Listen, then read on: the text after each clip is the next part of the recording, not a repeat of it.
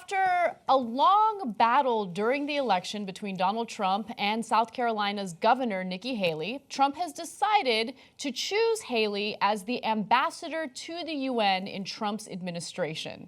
In fact, he released a statement saying that Governor Haley has a proven track record of bringing people together regardless of background or party affiliation to move critical policies forward for the betterment of her state and our country. She is also a proven deal maker, and we look to be making plenty of deals, tremendous deals. She will be a great leader representing us on the world stage. Now, during the election, Nikki Haley did not endorse Trump. In fact, she was very critical of Trump and his rhetoric. She did endorse Marco Rubio.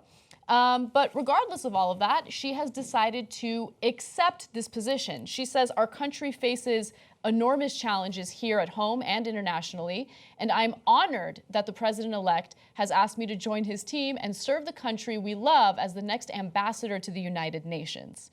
Now, if she steps down, and it seems like she will, keep in mind that her position as governor will be replaced by the state's lieutenant governor, Henry McMaster, who was an early and vocal supporter of Donald Trump. So I bring that up because I think it's relevant. I don't know if he's doing this to have a little more control in South Carolina.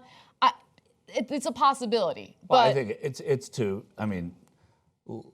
he's looking at somebody who he thinks would make the literal complexion of his cabinet look as he promised it would, right? It's a woman of Indian descent.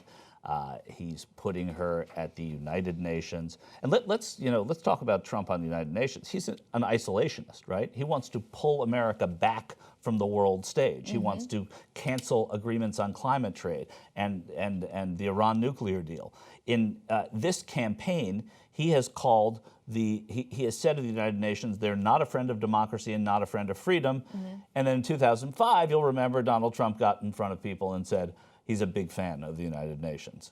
So it's, again, he's back and forth and waffling on this issue, but he put someone there who has no experience on the world stage. No experience South Carolina legislator. Yes. They said the person who's the Trump campaign spokesman charged with talking about Nikki Haley said that she'd been on a number of overseas trade missions. I did a semester in Florence and I went on a business trip to Hong Kong. I can't be at the United Nations as our ambassador. So to me, it seems unthinkable that you would have somebody, unless you just don't care about the United Nations. I feel like Nikki Haley was a curious choice for Donald Trump, just because during the campaigning, again, Nikki Haley was very critical of him, and he shot back with some pretty terrible rhetoric. So let me give you those examples. So Haley, this is graphic 14. Haley called out Mr. Trump in January when she gave the official Republican rebuttal to President Obama's State of the Union address, and she later took him to task for his failure to condemn groups like the KKK. So she definitely didn't like the fact that right from the get-go, he seemed like he was complicit in some of the racist rhetoric that we're seeing throughout the country right now. Mr. Trump, she says, has definitely contributed to what I think is just irresponsible talk. She also said the KKK came to South Carolina from out of state to protest. This was specifically in response to the shooting that happened at the Black church in South Carolina. She said the KKK came to South Carolina from out of state to protest on our state house grounds. I will not stop until we fight a man that chooses not to disavow the KKK. That is not a party. That is not a part of our party. That is not who we are. Okay. And so in response to all of that, Donald Trump had said, she's very, very weak on illegal immigration. She's very, very weak on illegal immigration. We can't have that. He forgot to say you can't have that again. In the February South Carolina primary, Nikki Haley's endorsement was seen as paramount, and Marco Rubio got it, Jeb Bush didn't. Both of them lost to Donald Trump. Yeah. And afterwards, Trump sort of lampooned. I don't know exactly what he said. I don't have the quote of it, but he made fun of, oh, look who got the endorsement of Nikki Haley, and it didn't matter. Again, though, when you elect somebody from a party that you don't like, and I know there are a lot of people here who don't like the Democratic Party either, but when the other side wins, and we'll make it a little more light, when the other side wins, you're always going to get appointments that you disagree with, and you have to pick the ones that you most disagree with. And Nikki Haley is probably among the more agreeable appointments, also at a job that in this administration probably not the most important job. I mean, Right. I happen to think the UN's great. I know I speak for you, who embraces the world community in that way. That yes, it's important to us. To the Trump administration, who wants to pull away from it, according to him, it's not as important. Jeff Sessions at the Justice Department, put your energy there. Yeah, look, in the world of foreign policy and international relations, being part of the UN and being active in the UN is important, right? So for everyone who's fatigued and sick and tired of, the wars that we start and the wars that we perpetuate, I'm with you. But in the world of international relations, you need allies. And a good way to maintain your allies is to have open dialogue with them, have open communication with them. You have to be connected, right? Especially because there's really no international governing body. The UN's like the closest thing that we have to that.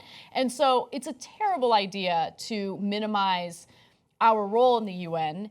And look, I think that you make a good point, because there were some rumors that Nikki Haley was going to be chosen as Secretary of State, which of course would have a lot more power. But in this case, she was chosen as the UN ambassador. And by the way, I'd rather have her as Secretary of State than Rudy Giuliani. So, I mean, you always have, and the thing that this reflects most poorly on, or the person that reflects most poorly on, is not Trump or his people, it's Nikki Haley. It's these conversations about Mitt Romney, who has not been offered as far as I know and has not accepted as far as I know. These people who have just gone back on the things they've said about this person. The normalization of Donald Trump that creates is surprising to me, but it just shows the spinelessness of some of these people. Mitt Romney, if I were advising him, or if he were my dad, I'd say, are you kidding? It's amazing. It is really amazing. Well, let's see. Maybe he will. I mean, he won't. But let's. But so many of his critics ended up backing him the second he got elected. Yeah. And that's the thing that I think turns a lot of people off to politics, not just when it comes to Republicans. You see it with Democrats as well. I mean, the same thing that happened with Hillary Clinton and Barack Obama. While they were campaigning against one another in the primaries in 2008, I mean, there was some vicious activity going on. And then as soon as Barack Obama gets the nomination, all of a sudden it's like lovely, flowery language, and the endorsements kind of start rolling in. And so it just all seems fake, disingenuous. It happens in party politics all the time. I mean, the primaries are tough, then they come back together. It's just weird. This is different. Yeah. Because this guy is different. Yeah. This guy is different than Barack Obama was when he won. And coming to Barack Obama for most Democrats was an afterthought thing, right? Obviously, you were going to go do it, And even people who worked in government, even Clinton people, fine. It was a bruising primary, but we got there. It's fine, And he recognized Hillary Clinton's preparedness to be Secretary of State, right? Done, okay? But this is about Donald Trump. This is about endorsing things that are so hateful by signing on to his campaign or his administration.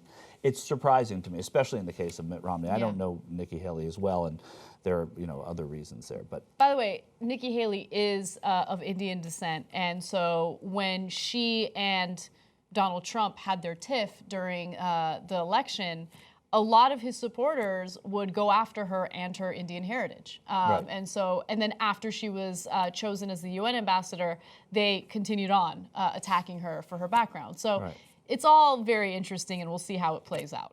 You want the same old mainstream media stuff? Hell no! I hear you, brother. That's why we got a whole new show on the Young Turks called Aggressive Progressive. Members get the whole show. Do it now. tytnetwork.com/join.